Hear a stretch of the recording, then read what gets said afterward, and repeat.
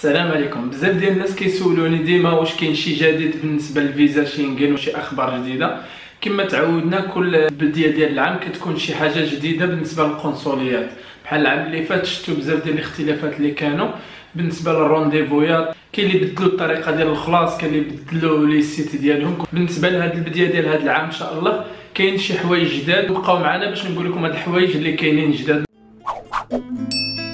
غادي نبداو لكم بواحد 3 ديال الحوايج اللي هادو صافي ديجا راهم مطبقين، ما غاديش نستناو حتى شهر جوج. اول حاجه بزاف ديال الناس جاو يشدوا الرونديفو ديال بي ال اس ديال لاسبان وتلاقاو مع واحد المشكل سميتو او تي بي اللي هو وان تايم باسورد.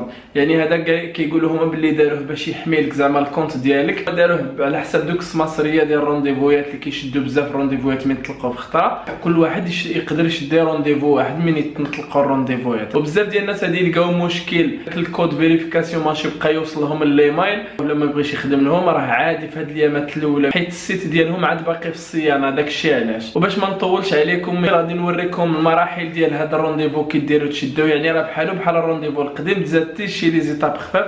اول حاجه غادي نديروها هي تكريو كونت، يعني كما نقولوا غادي تطلعوا على هذه، غادي ندخلوا الايميل ديالنا والسميه هنايا. صافي غادي نفيريفيو، غادي ندخلوا للبريد الالكتروني ديالنا. غادي نلقاو واحد الرساله فيها لتحت كما كتشوفوا كليك هير، وعقلوا على دوك النومر اللي عليه من ديال الاو تي بي والباسورد. صافي نوطاو كليك هير، غادي تخرجنا في هاد لاباج هادي. غادي ندخلوا داك النمره ديال الاو تي بي والباسورد، غادي نوليو الايميل مره اخرى ونلقاو فيها واحد الكود ديال الاو تي بي. من بعد غادي نمشيو نعمروا الفورميلا اللي موالفين نعمروها ديال المعلومات الشخصيه ديالنا، نكونفيرميو ونستناو الرونديفو. يعني المهم غادي تلقاو هاد المرحله في الغالب في هاد الايامات ما غاديش تخدم لكم هكا، حيت الكود قليل اللي غادي يوصلوا الكود، فيه شويه مشاكل. الحاجه الاخرى اللي كاينه جديده هي بزاف ديال الناس دفعوا لهولندا مؤخرا في شهر 12 وطلعت لهم هاد الفيزا، خرجت لهم بحال هكا. وشي ناس شافوها واستغربوا. ما تستغربوش، عادي، راه ما تبدل حتى حاجه، باقي نفس الشروط نفس الشيء. غير وشنو الديزاين ديال الفيزا راه تبدل وصافي، غير الديكور ديال الفيزا. والحاجه الثالثه الاخرى هي انه الناس اللي دفعوا للسويد والنرويج وفنلندا، المهم هادشي اللي شفتهم كيناقشوهم في لي جروب بزاف، الا دفعتوا الطلب لشي وحده من هاد الدول هذه في الغالب كيوصل لكم واحد لابيل، كيصونيو لكم القنصليه ولا الشركه كيسولوكم على شي حوايج، وهاد الحوايج خصكم تكونوا عارفينهم. كيسولوكم علاش باغيين تسافروا بالضبط لديك المدينه ولا لديك الدوله، وشنو كتعرفوا على ديك الدوله، وفين البلايص اللي باغيين تمشيو لهم. هذه بعض الاسئله اللي كتكون في الغالب السويد هي اللي كتسول بزاف. يعني يقدر يوصلكم لابيل يقدر ما يوصلش، ولكن ردوا البال. يعني دائما تكون عندكم فكره على دوك الدول اللي غادي تدفعوا لهم ان شاء الله. غادي نفوتوا الان المستجدات اللي كيقولوا باللي غادي يطبقوا في 2020 واللي هما ماشي في الصالح ديال الناس اللي غادي يدفعوا الفيزا. اول حاجه واللي هي ماشي مزيانه هما الزياده في الثمن ديال المعالجه ديال الملفات. غادي تولي حتى 80 اورو بالنسبه للكبار و40 اورو للصغار. اورو على الخدمات، يعني كيخليو التقدير الشركه هي تختار شنو بغات دير. يعني المهم غادي تفوت لكم 1200 درهم. هذه يعني لا ما خلصتوا والو تخلصوا شي 1200 درهم. المهم هذه الحاجه الاولى هي الزياده اللي حنا ما تفيدنا بوالو. هما كيقول لك راه زادوا باش زعما الخدمات يوليو مزيانين. من قبل كانت واحد المده بين دفع الطلب والسفر ما خصكش تفوت 3 شهور في ديك المده. يعني مثلا دفعنا حنايا الطلب ديالنا ديال الفيزا في شهر جوج، خصني العطله ديالي ما نفوتش شهر 5، يعني 3 شهور ما نفوتهاش.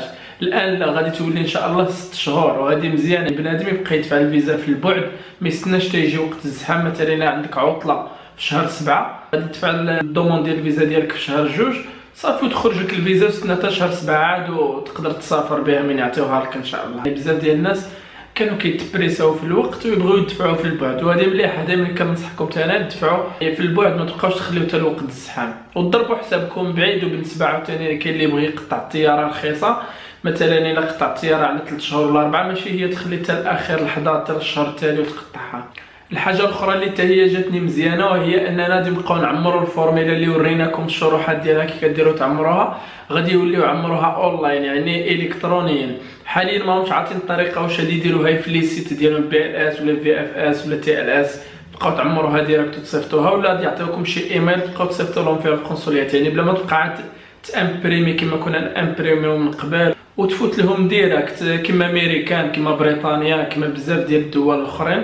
وان فوا ان شاء الله غادي تطبق كما قلنا لكم شهر جوج، غادي نحاولوا ندير لكم شي فيديو كما شرحنا لكم المواعيد الحوايج الفورميلا كيديروا تعمروا من قبل، غادي نوريكم كيديروا تعمروها الكترونيا ان شاء الله. واحد السؤال اللي كل عام كل ما تخرج شي حاجه جديده كيبقاو يسولوا الناس عليه بزاف وكيتلفوا فيه، واللي هو انايا راني شاد الرونديفو مثلا شهر جوج وراني شادوه من دروك يعني من دابا، واش حتى انا غادي نطبق عليه هذا الشيء؟ المهم اللي بغيت نقول لكم الخوت كاع الناس اللي غادي يشدوا الرونديفو قبل 3 شهر جوج 2020 ما غاديش يطبق عليهم هذا الشيء. الناس اللي غادي يشدوا الرونديفو ابتداء من 3 شهر جوج الفوق هما اللي غادي يطبق عليهم هذا الشيء. واحد الحاجه اللي طرقوا لها عاوتاني اللي حتى هي كتعطيو هذا الشيء جديد واخا انا كتبان لي ماشي شي حاجه جديده، هو انهم غادي يوليو يعطيو مده طويله بالنسبه للناس اللي موالفين كيسافروا بزاف. على داكشي شحال من واحد كيسولني كيقول لي خويا بغيت فيزا مولتي راه كيعطيوني سور اونطري وما كيعطيونيش بزاف. كنصحكم انا من يعطيوكم مثلا في الاول الفيزا روحوا للبلاد اللي عطاتكم الفيزا، مثلا فرنسا عطاتك شهر ولا 15 يوم، سير كاشي في واحد المطار في فرنسا ودير روتور مطار اخر ولا نفس المطار من فرنسا ورجع، باش يبان لهم بلي راك مشيت لفرنسا ورجعت. ماشي انت تمشي لي على لاسبان وفرنسا عاطياك ولا تمشي من لاسبان وترجع من فرنسا وتقول لي راه ما عطاونيش مده طويله.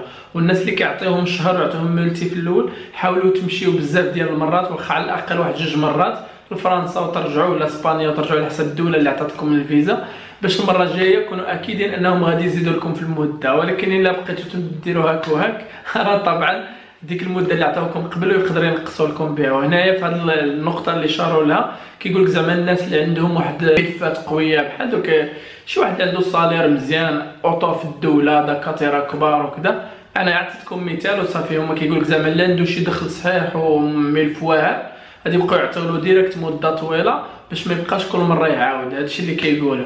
وطبعا الخوت هادشي راني ما جبتوش من راسي وراني نقول لكم الحاجه اللي كاينه حاليا هو هادشي اللي رانا نقول لكم. وعاوتاني كنقول لكم بلي الدعوه راها مزيره كما قلنا لكم الفيديو اللي فات، يعني بنادم ما يبقاش يزرب اي دوسي ويدفع الفيزا ديالو حيت راه كي كتصدقوا فيهم دوك الفلوس. يعني بنادم حتى راجع مزيان ولا كان عنده شي صالير مزيان اقدميه مزوج عنده وليدات واخا يتوكل على الله. سيليباتير اخويا عندك شي صالير لعيان ولا يلاه داخل الخدمه واحد العام ولا ما ننصحوكش تدفع وتضيع فلوس كما كنا كنصحوا عباد الله من قبل كنقول لهم يزعموا حيت دركي الدعوه تزيرت. ونقطه اخرى في هذا المجال بعدا اللي جات في الاخر ديالهم اللي داروا جديد هو انه غادي يبقاو يتعاملوا مع الدول اللي كترد الحراقه من برا، غادي يبقاو يتعاملوا مع مثلا غادي نعطيكم مثال كيقولوا الى المغرب ولا يعاونهم باش يردوا كيسميتها الكوطه، الا ولا المغرب كيرد الحراقه من برا والناس ديال المغرب اللي كيدفعوا فيزا وكيعطيو لهم مابقاوش كيحرقوا، غادي يولي نسبه ديال القبول ديال الفيزا بزاف، يعني غادي يوليو يعطيو المغاربه بزاف. وطبعا هادشي اللي ماشي مزيان لينا حيت حنا عارفين ان النص الكبير ديال الشباب المغربي باغي يدفع الفيزا ما باغيش يولي، يعني البلاد ديالو ما بقاتش عاجباه. تقريبا الاغلبيه ديال الشباب اللي دافعين الفيزا سورتو مؤخرا الا تعطاتهم الفيزا ما غاديش يوليو، وهادشي عارفينه يعني بلا ما يكذب عليكم شي واحد ولا شي حاجه. لذلك هاد النقطه اللي تكون العكس غادي تكون ضد المغاربه، يعني نسبه الرفض غادي تزيد عاد اكثر. وكان هذا هو الملخص تقريبا ديال القوانين اللي جات جديده الخوت، ما كانش شي حاجه جديده اخرى. وواحد الحاجه اخرى اللي هضروا عليها هي انه التامين لاسيرونس دو فواياج. حنا من قبل كنا كنعطيوها دائما اهتمام ديك لاسيرونس دو فواياج، دائما كنوصيوكم نقولوا لكم قطعوها نيشان وديروا اكثر من 6 شهور. قالوا باللي غادي تولي يحضيوها مزيان ويكونفيرميو ويشوفوا اللي دات نيشان. نتمنى هذا الفيديو يعني تكونوا ديتوا فكره على القوانين الجديده اللي غادي يكونوا بالنسبه لنظام شينغن، وراكم تكونوا سمعتوا ب 42 مليار اللي تخسرات اللي تنفقات على الطلبات ديال الفيزا بالنسبه للمغاربه في سنه 2018. فلوس كبيره بزاف ويمكن شي 7 الملايير وشي حاجه منها كاملين هذيك فلوس الناس اللي ترفضت لهم الفيزا. يعني ما كرهناش حنايا واخا يبقاو يردوا للناس النص ديال المخاسر ديال الفيزا بالنسبه للناس اللي رفضوا لهم، ولكن ما كانش كاع اللي كيسمع لك. واللي في قلبه شي حاجه وكيتمنى شي حاجه الله يسهل عليه، سواء كان سفر ولا خدمه ولا زواج، بالتوفيق للجميع ان شاء الله. المهم نتمنى هذا الفيديو هذا تكونوا ديتوا فكره على داك الشيء جديد. نتلاقاو في شي فيديو اخر، ما تنساوش تتابعونا على لاشين ديالنا بركاني في اوروبا ولا سعيد كدوري فلوغ ولا مستر كيندير اللي كتبتوها غادي تجيبكم حتى لعندنا. يلا اللي عنده شي سؤال يخليه هنا في الانستغرام ونجاوبكم ان شاء الله. خليو السؤال ديالكم ديريكت. تهلاو.